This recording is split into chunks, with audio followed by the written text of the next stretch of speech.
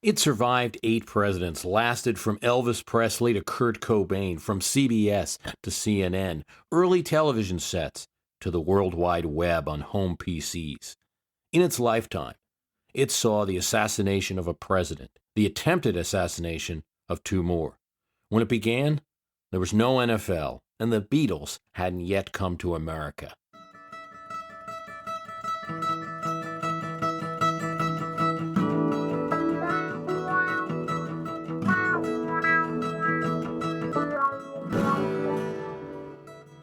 The longest period of domination by Congress, by one party, began when Eisenhower was in office, when TV was still fairly new and, of course, only broadcasting in black and white, and it would last to the Clinton presidency. No other party even got close to that record of domination. In retrospect, the Gingrich-Hastert Republican Congress, lasting from 1995 to 2007, was a historically normal run, in fact, even a bit on the long side. The New Deal Democrats owned the House from 1933 to 1947. That's 14 years. The Harding Coolidge Era Republicans took the House in 1919 in the aftermath of Wilson's arguing for a League of Nations and that being rejected by the Senate. And they stayed there until 1930, till those by-elections held during the Depression would kick them out of power, holding the House for 11 years. Wilson and Champ Clark's Democrats, that era going from 1911 to 1919, 8 years. The Civil War era Republicans, going from 1858 to 1875, 75 years.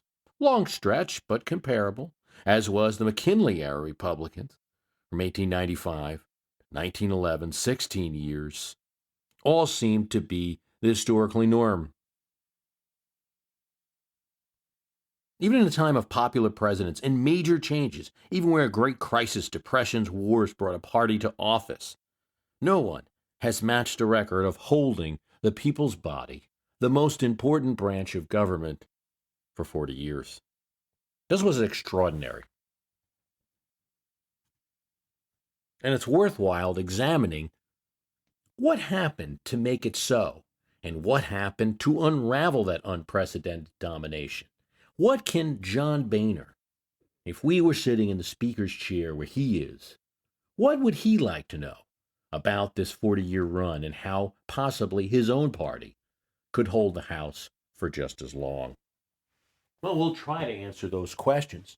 You would think that this historic event would have begun with a bang, but actually it was sort of a whisper. The Democrats in the 1954 midterm were up against a popular president, Dwight D. Eisenhower, and they strongly hinted that they would actually work better with the moderate Eisenhower than with their own Republicans. Eisenhower, writing in his memoirs, joked about how the Democrats seemed closer to him in their campaigning, and they were battling Republicans over how much better they could cooperate with Republican Eisenhower. The main issue, though, of this election came down to Joseph McCarthy, who was accusing members of the federal government of being communist agents. His antics had been celebrated by Republicans leading up to the 1952 elections. Then, as their own party was in power, his antics began to get annoying. When he thought the president had lashed out on him, he went and attacked Eisenhower publicly, only to find out later that the president really hadn't. This episode showed the tensions between the Eisenhower administration and McCarthy. When he then took on the Army in a televised hearing, opinion turned against him. The Democrats, however, didn't really latch on to this issue as a party. They didn't take any action regarding McCarthy or try to start a censure vote. They let Republicans do that, and they waited till after the midterm. Even their own party was divided on this issue, some supporting McCarthy and some against him, and they didn't really use the issue as a big campaign issue in the election. There was a variety of reasons for this. Why should the Democrats spend their political capital when Republicans were in charge and they were the ones responsible for doing something about it? Most of the blame for McCarthy's extreme antics were going to go to the Republican Party now anyway. And besides, Democrats didn't want to be seen at all as anti-communists. Lyndon Johnson, the minority leader, was playing careful political chess, and he had a great teacher. One day, when Lyndon and Lady Bird Johnson were riding with a 74-year-old man, he pointed up to a building in Washington, D.C. and said, "How do you like my house?" The man was pointing at the Capitol dome.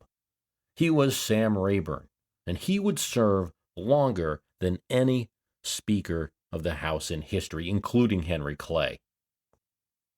In 1954, after that midterm, he got a third chance to take the office, which would be his last. Democrats took control. Sam Rayburn became Speaker as he had been in the 1940s. Highly effective, highly respected, a bit of an enigmatic man who never traveled, never married, could not be bought. Rayburn held the Democrats together, uniting liberals with conservatives. The Speaker exercised enormous control. Tip O'Neill, who came to Congress 2 years before the period of domination started, told a story about how a congressman came to him and asked for a donation as he was in a tight race. The Speaker pulled out a bottom drawer in his office and threw out $10,000. He also told about how he'd call the Army Corps of Engineers and say, "Start building that dam, I got a member who needs it." When the Corps argued that there was no authorization for that, Rayburn would say, "Don't worry, I'll worry about that. You start building, and we'll get you the money next year." These things could not be done today. Rayburn held the Board of Education meetings in his office with other members where he would sip bourbon and get a sense of what other members were thinking. He'd get their measure of any new members that were coming to Congress. The Texan Rayburn reflected the coalition that held the Democratic Party of city machine bosses, principled liberals, and Southerners that held a grip on power. He was personally a supporter of civil rights and urged future speakers that became his protégés. Jim Wright and Carl Albert were urged by Rayburn to vote for civil rights bills. He had no patience, he said, for men that were afraid of their districts, even though he equally thought that the first job of a representative was to get reelected. His own district was pro-segregation, yet he did what he could to advance civil rights bills in a hostile Congress, where more than half of the Democrats were Southerners. But he did it his own way. When President Kennedy called Rayburn in and wanted to talk about the Rules Committee, where Southerners led by the controlling and cantankerous Howard Smith were blocking any civil rights bills from even getting out for a full vote, Rayburn slapped his hand on the table and said, "No, sir, that's the House's business." Kennedy caught the tip and talked about something else. Instead, he battled with Smith directly to help get Kennedy's bill out of the committee, and after a great battle, was successful. Rayburn ran the House for almost the first decade of the period of domination from 1955 to his death in 1962. Then his protege Speaker, John McCormick from Massachusetts, took over. His tenure put the Democrats in a sure footing, Rayburn's tenure, that is, and while McCormick wouldn't be as respected as Rayburn had put the party on such good footing that it survived McCormick's run. He and his direct protégés would run the House for 20 years. The protégés, however, were not as good. McCormick would have a rough go, especially towards his end. Younger members would fight him. Mo Udall would challenge him for the leadership in the late 60s. Oklahoman Carl Albert would take over after McCormick was convinced to step down. And he would preside over Watergate, but would end up getting embroiled in his own scandal about donations. Tip O'Neill ran the House during the Reagan years and was himself replaced by Texan Jim Wright, who also was embroiled in a scandal and was replaced by Washington State Representative Foley. Rayburn, McCormick, Albert, O'Neill, Wright, and Foley, 6 speakers, span that 40-year period. Alternation is apparent between South and North and West You had Texas, Massachusetts, Oklahoma, very close to Texas. I mean, the Alberts district was very close to Texas border. O'Neill from Massachusetts, Wright from Texas, and then Foley from Washington. But what about the opposition party? The Republicans were not inactive during the 40-year stretch, especially when their party held the White House. During the 40-year reign of Democrats, Republicans came the closest to busting through in 1966 in reaction to civil rights and Lyndon Johnson's Great Society programs, which cost a lot and were seen by some voters as excess. Republicans came fairly close that year, but Lyndon Johnson had built up such a landslide and such a mandate in 1964 that he survived. 1972, on Nixon's landslide in 1980, when Reagan won in a landslide, and again in 1984 when Reagan had a second landslide and brought in Republican House members on his coattails. Only twice, though, did the Republican Party have more than 200 seats out of the 435 in the House. They had more than 200 seats in 1955, it was right after their loss, and in 1957. These were all right after the initial win. And they broke 190 seats after Democratic losses in the presidential elections of 72 and 1980, when you had candidates McGovern and Carter running for re-election, very weak Democratic tickets. When Jerry Ford, the young-looking Kennedy-like Michigan Republican, took over the Republican Party in the House after a coup, he had big designs. He wanted to be Speaker of the House. And that was probably a reasonable expectation. But as it would turn out, had Ford not become vice president and then president after Watergate and all that, he would have had to stay 30 years in the House in order to make that happen. And it's unlikely he would have been minority leader or even in the House for that long. A couple of historical flukes plagued Republican attempts to take over the House. While they should have benefited from the popularity of Eisenhower, they lost steam when the president won in a landslide. It was a lonely landslide, or as Carl Albert said, the general's jacket has no coattails. Where the Republicans lost the White House and should have picked up steam in Kennedy's first midterm, right? Usually a president wins. Usually a president's party loses seats in a first midterm. The Cuban Missile Crisis, coming right before the midterms, boosted the president and his party and staved off a loss. The Kennedy assassination led to a huge outpouring of support, and along with a weak Republican presidential candidate, Barry Goldwater, in 1964, led to a huge Democratic majority in the House. So even while you had a snapback in 1966, as we discussed, anger about the Great Society programs, it wasn't enough to overcome those years of Democratic gains. So, okay, Republicans had a win in the presidential campaign in the next year, 1968. Richard Nixon won. But it was a close three-way race. George Wallace, running in the segregated South, was pulling Democrats up. So even though Richard Nixon was winning the election and George Wallace couldn't possibly win in the Electoral College in southern states, Democratic House members were getting his votes. Wallace didn't generally run his own House members.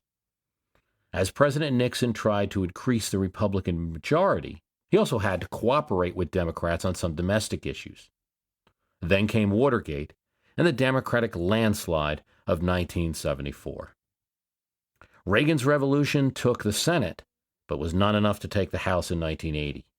And O'Neill's deft handling of the 1982 midterm election gained Democratic seats that would protect them from losses that would come running on the Walter Mondale ticket in 1984. This history is important, but the pervasive factor that shielded the Democrats from losses was their complete and utter control of the South. When Rayburn took over in 1955, 134 of the Democratic majority of 234 House members, that's more than half, came from the South. They were conservative on spending, they didn't want any progressive programs, and they were certainly against desegregation. This meant that to get the House back, Republicans had to take the North and West really had to run the table there. During the 40-year reign, there were 2 speakers from Texas and 1 from Oklahoma. Not really imaginable now under Democratic Congresses. Well, the 40-year reign is not directly tied to the New Deal Congress that took over in 1933. It is indirectly tied to it, though 2 Republican Congresses and a short Democratic one separate those 2 eras. Still, the activist Congress, the New Deal Congress, that had created Social Security, the Works Progress Administration, caused a Democratic constituency for some time, which certainly the members of the 40-year reign benefited from. These factors go towards the explanation for the 40-year reign. The protection of incumbency is another. Winners attract donors, and by the 1970s, those who wanted to get legislation through Congress seriously were going to the Democrats and not the Republicans. It was so unlikely to see a Republican Congress that donations were going to the Democrat.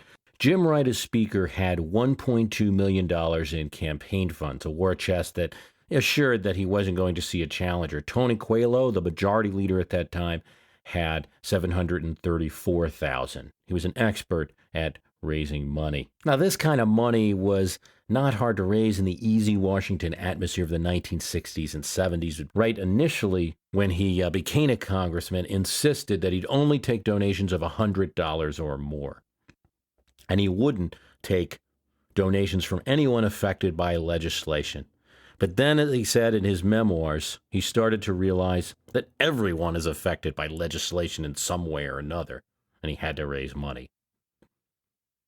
As for the Republicans, there was a complacency in the leadership of the loyal opposition that accompanied these long years of Democratic rule.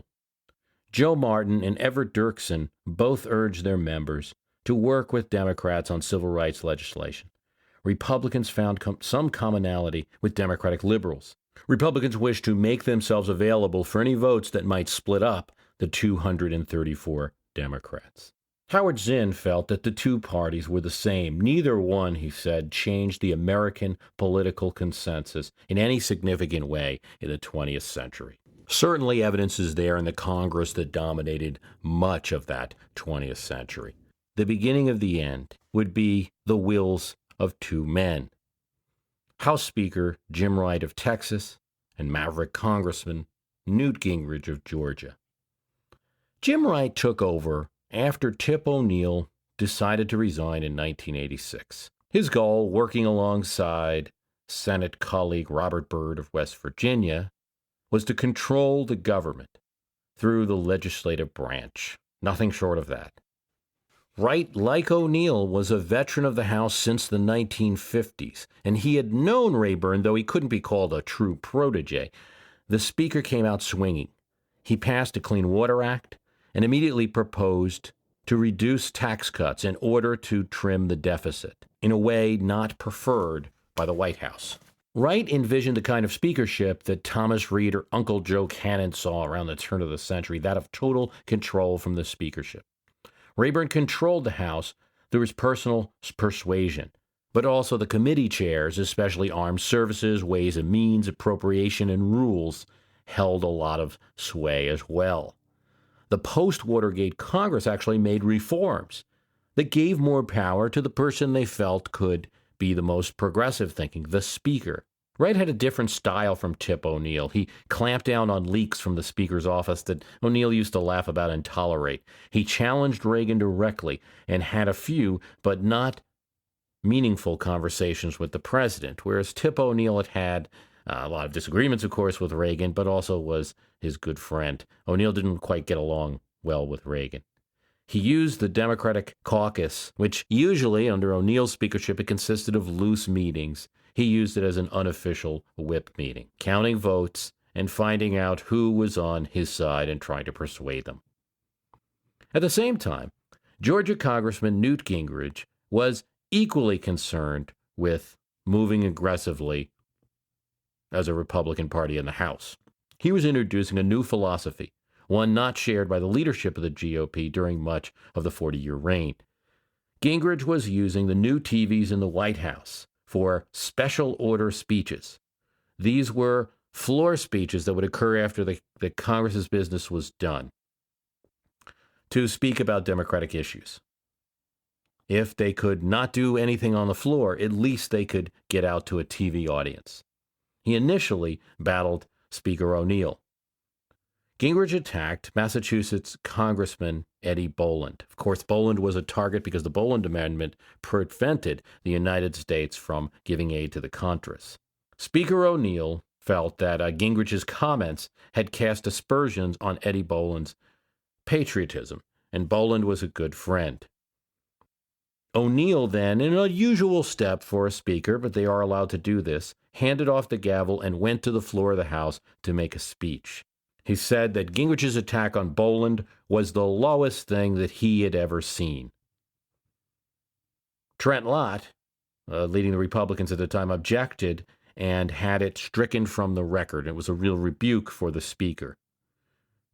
Gingrich had undermined the dignity of the House, according to O'Neill in his memoirs. And in order to get some revenge on what the congressmen were doing with these special order speeches, he instructed the cameramen that were operating the congressional cameras to pan to the audience so that everyone could see that these people were making speeches when no one was present. So that if Gingrich would attack Boland, for instance, you could see that he was attacking someone who wasn't there.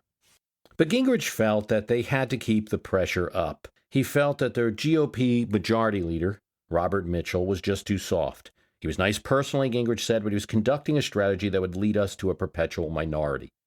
Gingrich's support was sometimes overstated. When he ran for whip, he won by only a few votes among his Republican members. But three things happened to help him win prominence among the Republicans and help him to eventually take the spot as Speaker himself. And one is just the reputation that Jim Wright was developing as Speaker. He was chafing Democrats who had liked a kind of easygoing way, and especially on the other side, where Republicans had been congenial, now they were seen as enemies. Of all people, he received criticism from Dick Cheney, who said he was a heavy-handed SOB. Then the congressman from Wisconsin, Cheney. We had our problems with O'Neill, to be sure, but Wright was worse. A couple of other incidents. Jim Wright had invited Daniel Ortega, the Sandinista leader, to the Hill to try to work out a peace agreement, something that seemed as an offense to the president. It was a violation of the separation of powers. The president was to conduct foreign policy, not the Speaker of the House. Then he offended Bob Mitchell. He offered Bob Mitchell his word that the Republicans would get a vote on their proposed budget. And then what he did is essentially make that impossible using some procedures and only members of the House might understand. Essentially, he offered the Republican plan first and then offered his own Democratic plan as an amendment to it. And this easily killed the Republican bill and allowed Democrats to not have the option to vote for the Republican bill, maybe, and not have Republicans have an option to maybe pick up a few stray Democrats, but instead would kill the bill. Mitchell didn't feel that that was what they had agreed on. And when he, the compromiser, congenial, nice guy, told his caucus that Wright had, in effect, screwed him, it sent shockwaves through the Capitol. I expect members to keep their word, Mitchell said in a strong public rebuke. This coming from a moderate Republican who had always cooperated with Democrats. The ultra-conservatives took notice. Kill or be killed. Wright was out for blood.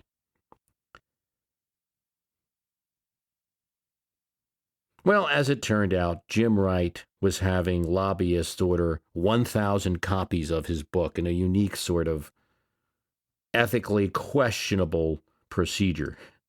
I mean, perhaps they just really liked his book.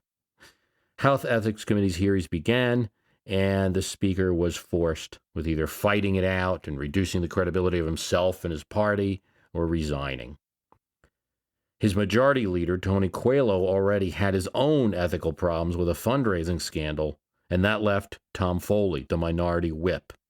Foley held on, faced a rebellion from House members during his reign of Speaker, McCarty of Oklahoma to the right, and other freshman Democrat to the left who wanted changes. Foley, from a conservative district of Washington State, held the House through the first Bush administration, but it was a very rough time for Democrats.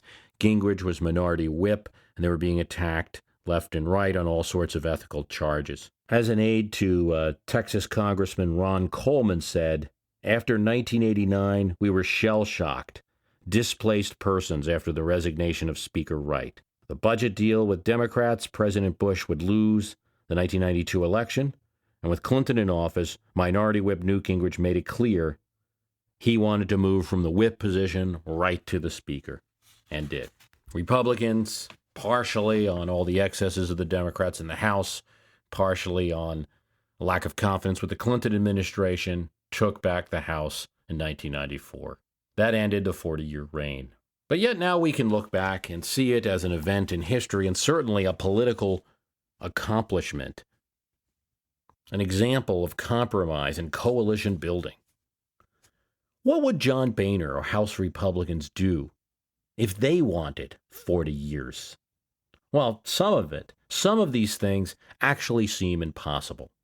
Tight rules favoring chairmen help to control what money went to districts. And a legacy of a powerful speaker, respected speaker, helped to enforce discipline by his mere presence. Then, even after he died, by his tradition. The lack of TV coverage in the chambers, less scrutiny by bloggers and reporters helped. Wild fundraising with no limits. There's not a way that John Boehner could pull $10,000 out of his drawer and give it to a congressman to help the district. But to some degree, as you got momentum, success brought success, as the 40-year reign beat Eisenhower, Nixon, and survived disastrous presidential candidates like Carter and Mondale and Dukakis. There was a kind of awe of incumbency among those who donate money, and lobbyists, and it made it hard to build up a war chest against them. We've had enough back and forth in Congress now that's certainly not the case today. You saw in 2010 that a 4-year reign of Congress didn't scare much. Republicans were still raising a good amount of money. PAC money went to Democrats, but plenty of money went to conservatives, especially utilizing business coalitions. Now, if Pelosi had been Speaker for 20 years, and then Republicans were running in the midterm, I wonder if they would have been able to raise the same amount of money without a legitimate chance of winning the House. So momentum, to an extent, builds momentum. And so that piece of advice you can't benefit from until you get there. It's simply hold on for as long as you can. But keeping the coalition intact was probably the best achievement of the 40-year reign. John Boehner might or may not have the skills to balance at least two groups we see in his coalition: the establishment Republicans, more moderate Republicans, and the new Tea Party Republicans. Can he balance principal leaders who simply want to cut everything, including even defense, with more moderate members or incumbent members who had been there a while and want to bring back money to their districts?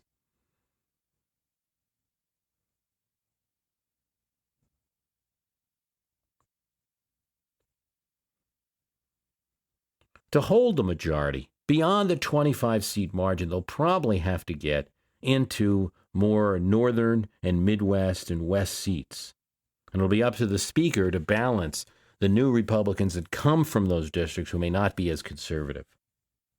The South kept a democracy in power for 40 years, and the Republicans have that now, so they have that advantage. But the South never won the Congress for the Democrats alone. In fact, the Democratic Party spent most of the 1920s in the political wilderness, though they had an absolute lock on the South, so that alone doesn't do it. But it gives you a nice base. They'll have to expand their regional majority.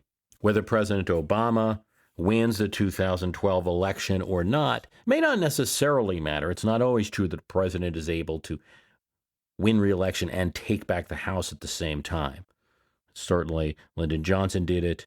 Certainly, Harry Truman did it. But Bill Clinton did not. Ronald Reagan did not. And since the Obama administration appears to be operating in a less partisan fashion, it may well be that they don't have the momentum to take back the House in gunning for as long a reign as possible. Boehner seems to have advantages, in my opinion, as a speaker. One is that he comes off as a nice guy. And it's hard to attack him. I don't think any political consultant will be able to come out with an ad that will make John Boehner look like Newt Gingrich, unless Boehner makes some dramatic change. Oh, he will be attacked, to be sure, and already has been. But he comes off as a pretty nice guy. He does seem to want to work with all groups and eschews any kind of nasty attacks on. If he develops the same quality of leadership that, say, Sam Rayburn had, where he can sit down with a Tea Party guy and sit down with one of the more establishment Republicans and say, look, you've had the debate, and I allowed that debate to happen, and now this is what we have to do. If he develops that kind of respect and credibility in the caucus, it's early yet, but it could happen, Republicans could be in power for quite some time. As we tell this interesting story of the 40-year domination of Congress, two lessons are apparent. One is that maybe 40 years isn't really the goal, right? That's a long time. Historically, it was the longest. The 12 years of the Gingrich-Hastert Congress, as we said, was a pretty good run. Maybe that's something to shoot for in itself. You get 10 years, 12 years, 14, 16. That's a pretty good run for control of the body that appropriates money. The other lesson that's apparent, you hear so much in the media about, oh, look, the Republican Party in Congress is split between the Tea Party and the more establishment Republicans, those who want to cut everything, including maybe even Social Security and defense, and those who, maybe we want tax cuts, but let's not get crazy here. I still want to bring money back to my district. Those two types of Republicans.